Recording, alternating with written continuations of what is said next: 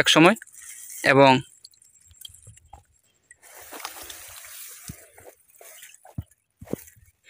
আসসালামু আলাইকুম, আশা করি সবাই ভালো আছেন। তো ভিউয়ার্স, বর্ষাকালে এই জমিগুলোতে পানি ছিল এবং তখন যখন পানিটা শুকিয়ে গেছিলো তখন এই ক্ষেত্রে আইল বেঁধে এখানে মানুষ জ্বালা রোপণ করছে। এই যে ধান ক্ষেত যা লাগাইছে এর ভিতর পানি রয়েছে, হালকা চিপচিপাইনা পানি। এই চিপচিপাইনা পানির মধ্যে কী পরিমাণ মাছ! এখন সবটা ক্ষেতে পানি নেই, জাস্ট আইলের সাইডগুলোতে একটু একটু করে পানি আছে এবং এই জায়গাগুলোতে প্রচুর মাছ। এখানে দেখেন, আপনাদেরকে একটু দরে দেখাই, দেখেন হাহাচার করতেছে। ইভেন একটা মাছ আমার জুতার ভিতরে এখন ঢুকে গেছে। তো আমি একটু হাত দিয়ে ধরে দেখাই আপনাদেরকে। একটা ভালো সাইজের লাঠি মাছের পোনা পাইছি, এটা কিন্তু লাঠি মাছের পোনা। ওকে, তো আমি এখন এখানে রাখবো, দেখবো কয়টা ধরতে পারি। একটু আমি ধরবো, যদি এখানে বেশি মাছ পাওয়া যায় তাহলে অন্য এক সময় এসে আমি ধরে নিয়ে যাবো এখান থেকে।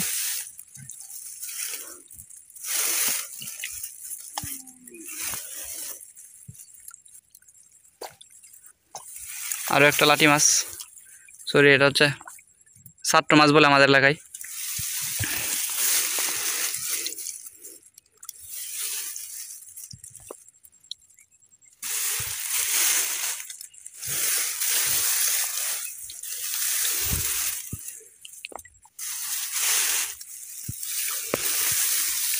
এই পাশটা দেখবো, এখানে মাছ আছে। আপনাদের এলাকাতেও এইভাবে মাছ ধরতে পারেন, মানে যেখানে পানি ছিল বর্ষার মৌসুমে, যেখানে পানি আসছে ওই জায়গাগুলোতে যদি এখন ধান লাগায় থাকে তো তাহলে এটা হচ্ছে লাঠি মাছের পোনা। এখানে মনে হয় লাঠি মাছের পোনা ছাড়ছিল।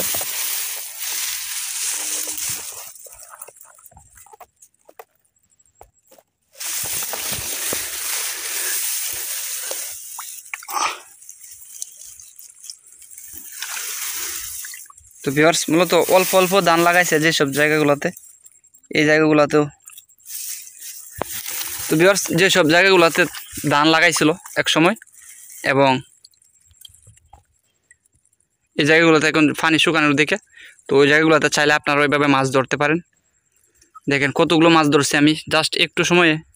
এগুলো হচ্ছে লাঠি মাছের পোনা। এগুলো যদি আমি কোনো পুকুরে নিয়ে ছাড়ি তাহলে অবশ্যই এগুলো বাঁচবে এবং বড় হবে। তো সেটাই করবো আমি এখন। এখান থেকে এগুলোকে নিয়ে একটা পুকুরে ছেড়ে দেবো, আমাদেরই পুকুর আছে, সো ওইখানে নিয়ে ছেড়ে দেবো।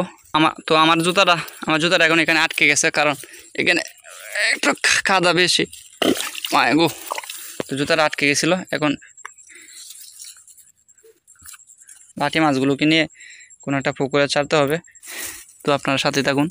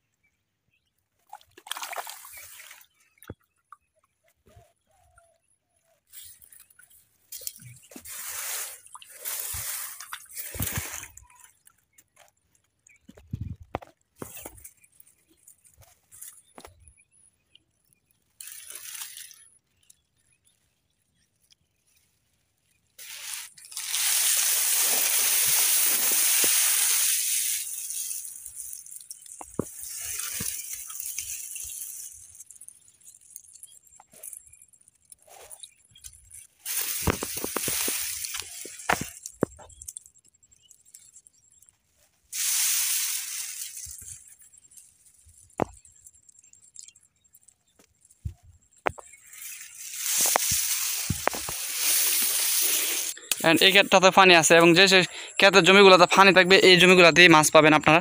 চাইলে আপনারাও চেষ্টা করে দেখতে পারেন মাছ পাওয়া যায় কিনা। এই দিক দিয়ে একটু নিচু, এই নিচু জায়গাটাই পাবেন। এই ক্ষেতের নিচু জায়গাটা হচ্ছে এটা। এবং অন্য একদিন এসে এখান থেকে বাকি মাছগুলো ধরে নিয়ে যাবো ইনশাআল্লাহ।